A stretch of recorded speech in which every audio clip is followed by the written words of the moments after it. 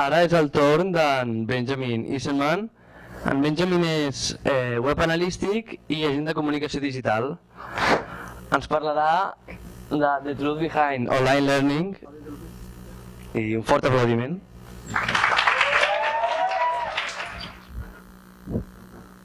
There is no point of you being here.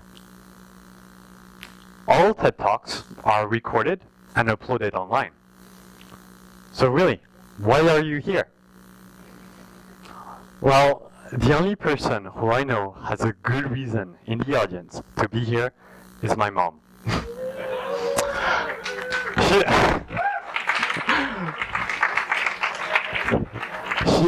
She's here because she really wants to see her son do a TED Talk.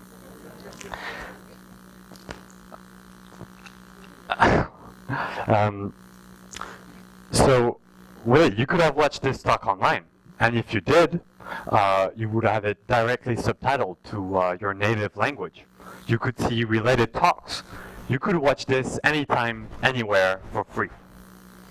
So, when all of humanity's knowledge is being uploaded online, why do we still go to conferences, TED Talks, or even schools? I started learning how to make special effects when I was 12. I was going on a website called Video Copilot. I think now I was doing that to impress my parents. Then I was really interested in building Minecraft machines. So I was going on a website called Reddit.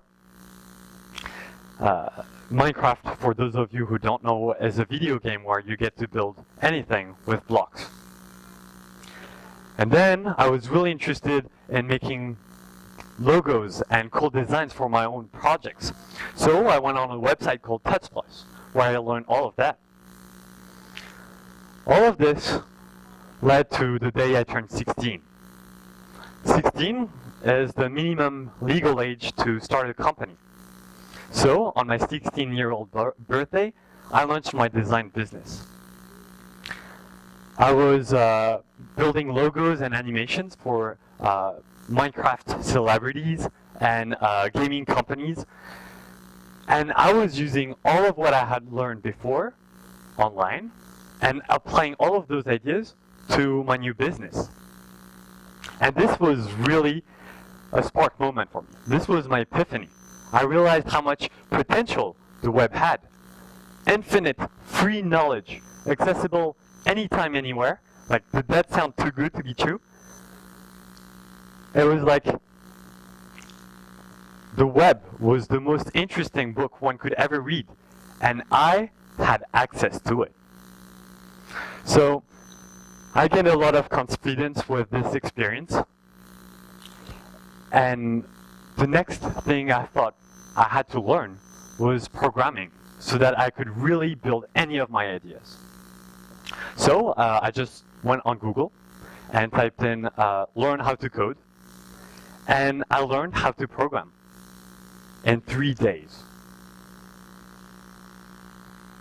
No, that did not happen. That did not happen. It was extremely hard. It was extremely hard. Whenever I would see one tutorial, it would contradict the one I watched after. It just didn't make sense. It was way too hard for me. So I gave up. And a few months later, I tried again. And I failed again. But then I tried again, and I failed again. But then I tried again, and I failed again. So what had happened, what had succeeded before did not happen anymore.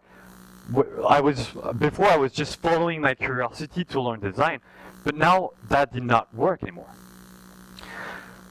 So I felt betrayed because the promise that had been made to me that you can learn anything online was betraying me. And it felt terrible. So I asked myself, why? I asked other people that I found online, why? Why is it so hard? I found 3 big problems. The first one is choices. The first problem is choices. The web is so big and growing so fast that knowing where to start is getting harder every day. There are just too many options, and we're terrible at dealing with multiple options.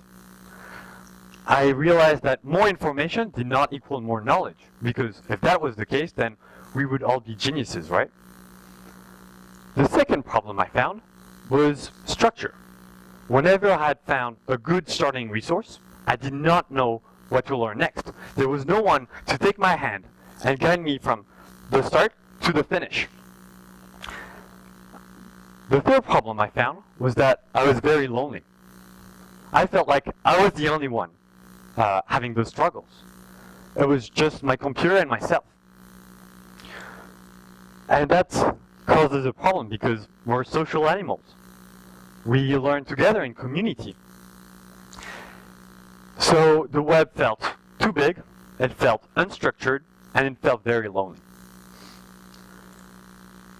In reality, the book that I was mentioning before, well, the web was actually a huge unorganized book that couldn't really be read from point A to point B. The only way to read through it was through an index, Google for most of you, I guess, and that just directs you to one page or another.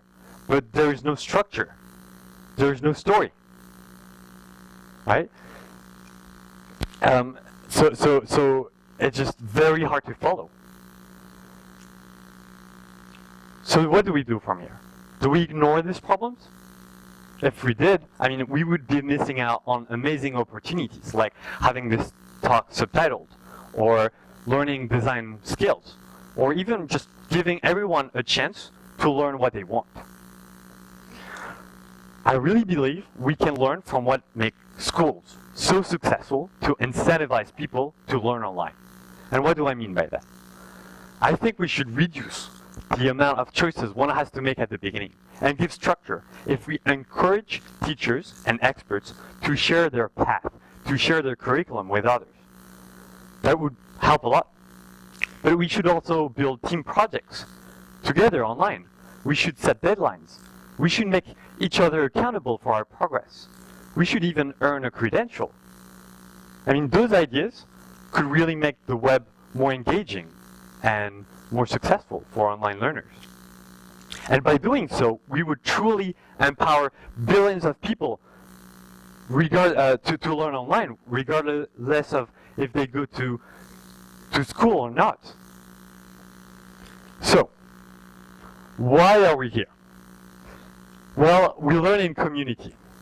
And we should apply this very simple idea to online learning. It just takes a bunch of people who share the same passion with others. Those are the people who create amazing learning environments. Whether that's in Minecraft, design, or TED Talks.